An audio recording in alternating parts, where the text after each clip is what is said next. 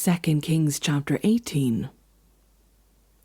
In the 3rd year of Hoshea, son of Elah, king of Israel, Hezekiah, son of Ahaz, king of Judah, began to reign. He was 25 years old when he became king, and he reigned in Jerusalem 29 years. His mother's name was Abijah, daughter of Zechariah.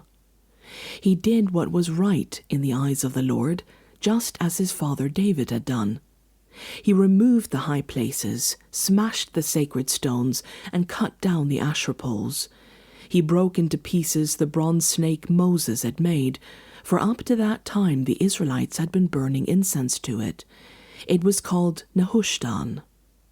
Hezekiah trusted in the Lord, the God of Israel. There was no one like him among all the kings of Judah, either before him or after him.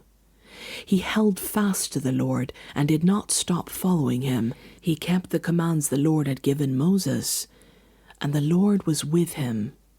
He was successful in whatever he undertook. He rebelled against the king of Assyria and did not serve him. From watchtower to fortified city, he defeated the Philistines as far as Gaza and its territory. In King Hezekiah's 4th year, which was the 7th year of Hoshea, son of Elah, king of Israel, Shalmaneser, king of Assyria, marched against Samaria and laid siege to it.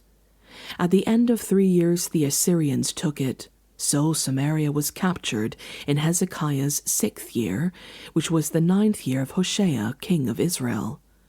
The king of Assyria deported Israel to Assyria and settled them in Halah, in Gozan on the Habor River, and in towns of the Medes.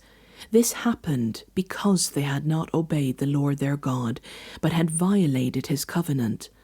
All that Moses the servant of the Lord commanded, they neither listened to the commands nor carried them out.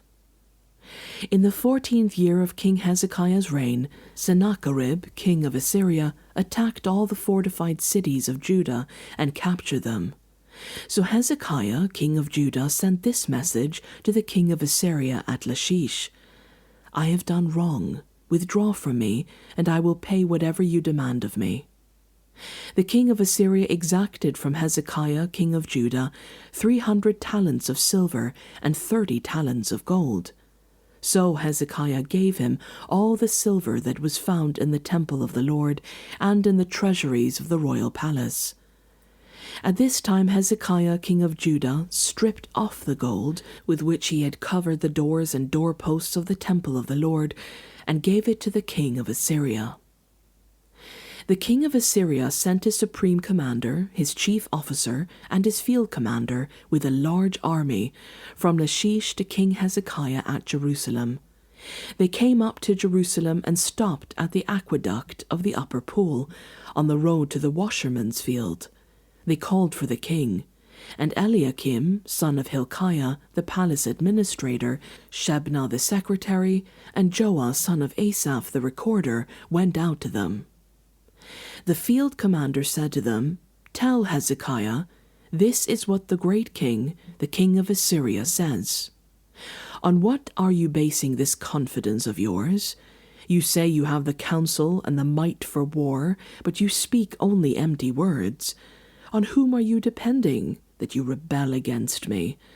Look, I know you are depending on Egypt, that splintered reed of a staff, which pierces the hand of anyone who leans on it. Such is Pharaoh, king of Egypt, to all who depend on him. But if you say to me, We are depending on the Lord our God, isn't he the one whose high places and altars Hezekiah removed, saying to Judah and Jerusalem, You must worship before this altar in Jerusalem? Come now, make a bargain with my master, the king of Assyria. I will give you 2,000 horses. If you can put riders on them, how can you repulse one officer of the least of my master's officials, even though you are depending on Egypt for chariots and horsemen? Furthermore, have I come to attack and destroy this place without word from the Lord? The Lord himself told me to march against this country and destroy it.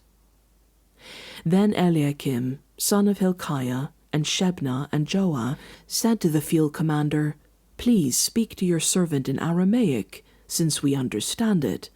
Don't speak to us in Hebrew in the hearing of the people on the wall." But the commander replied, "Was it only to your master and you that my master sent me to say these things, and not to the people sitting on the wall, who like you will have to eat their own excrement and drink their own urine?" Then the commander stood and called out in Hebrew, "Hear the word of the great king, the king of Assyria. This is what the king says. Do not let Hezekiah deceive you. He cannot deliver you from my hand. Do not let Hezekiah persuade you to trust in the Lord when he says, 'The Lord will surely deliver us.' This city will not be given into the hand of the king of Assyria. Do not listen to Hezekiah. This is what the king of Assyria says. Make peace with me and come out to me. Then each of you will eat fruit from your own vine and fig tree and drink water from your own cistern, until I come and take you to a land like your own, a land of grain and new wine, a land of bread and vineyards, a land of olive trees and honey. Choose life and not death. Do not listen to Hezekiah, for he is misleading you when he says, 'The Lord will deliver us.' Has the God of any nation ever delivered his land from the hand of the king of Assyria? Where are the gods of Hamath and Arpad? Where are the gods of Sepharvaim, Henah, and Eva? Have they rescued Samaria from my hand? Who of all the gods in these countries has been able to save his land from me?